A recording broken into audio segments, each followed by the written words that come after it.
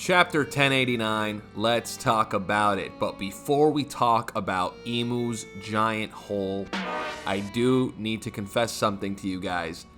98% of you are not subscribed to my channel, so please do me a favor, guys. If you like the content, you like the videos I've been pumping out, please subscribe, hit that sub button. It takes 1 second.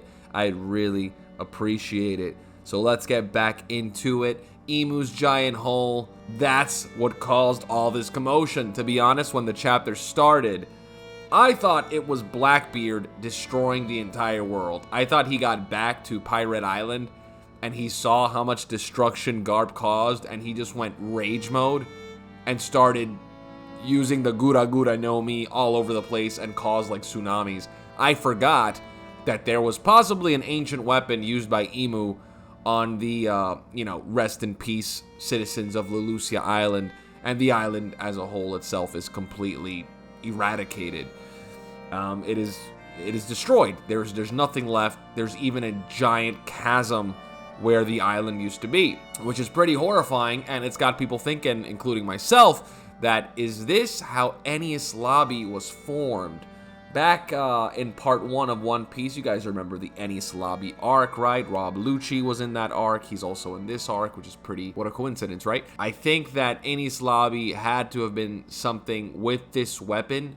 Maybe that was the first time it was used, or maybe this is a replica of that weapon. You know how Vegapunk was involved in all these experiments and ancient technologies, like the giant robot that's on Egghead Island. I think this might be something similar where they had this ancient technology and they replicated it, and that is the weapon that Imu is using.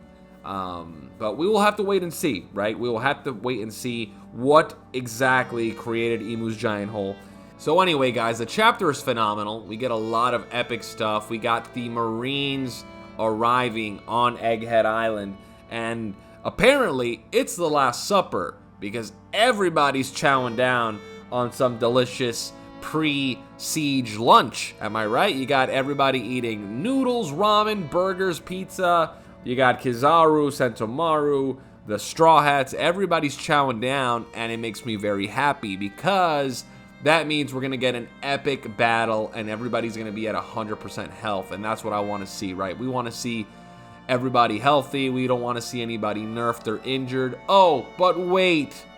We are going to see some people nerfed because York decided, hey, I'm going to tell the Gorosei, the Elder Stars, that they can't lay a finger on this island. They can't destroy this laboratory because the 5 Elder Stars want the Mother Flame, which, to create the Mother Flame, they need a fusion reactor that is on Egghead Island. And if they destroy that reactor, they can't create the Mother Flame, meaning that whatever plan they had in store for it is long gone. So they need the island intact. They need the laboratory intact. So that pretty much means that we won't see Saturn and Kizaru go all out. I'm of the mindset that Saturn will be a combatant. How powerful he might be is to be determined. I think he's going to be extremely powerful. I think he's going to be at least Admiral level, at least. But we'll have to wait and see. He is a lot older. Maybe he's not in his prime anymore. But the fact that he's got a mythical zone, most likely, I feel like he's still going to be a monster, right? So we'll just have to wait and see. Like so many things in One Piece, we just got to wait and see. But luckily, the pacing that Oda's been doing lately, I feel like we're going to see a lot. Every single chapter, we're just getting so much. And it makes me extremely excited for the near future. Drop a like for Eiichiro Oda. Am I right? Drop a fat like for this man.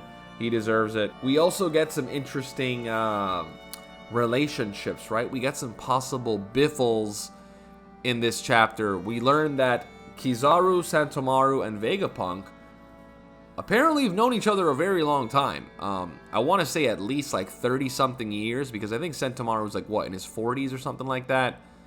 If I'm not mistaken. So he looks like a little kid here. Kizaru looks like he's like in his 20s in this picture.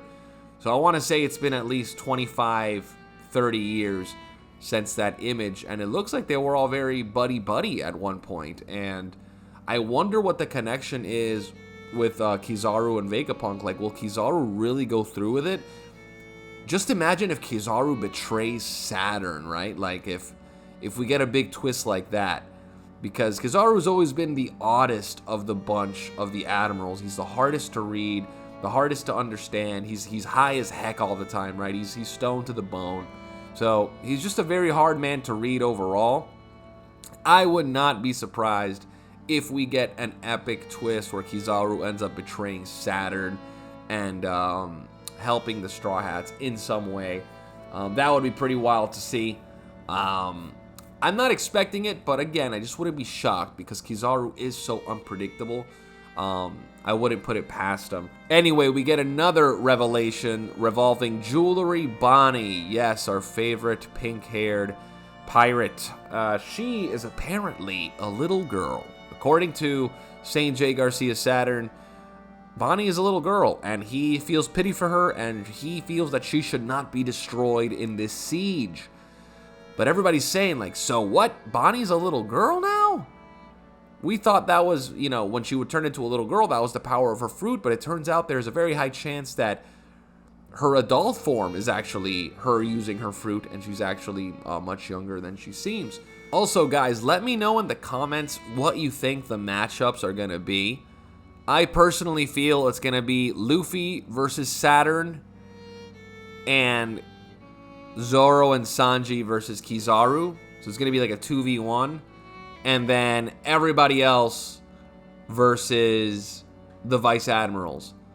But, the big but, if Saturn does not participate in the fighting, I think it could be Luffy versus Kizaru.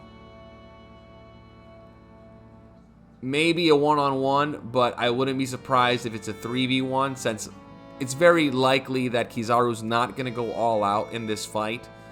So a good way to nerf him and to not drag this out too long would probably be to have a 3v1.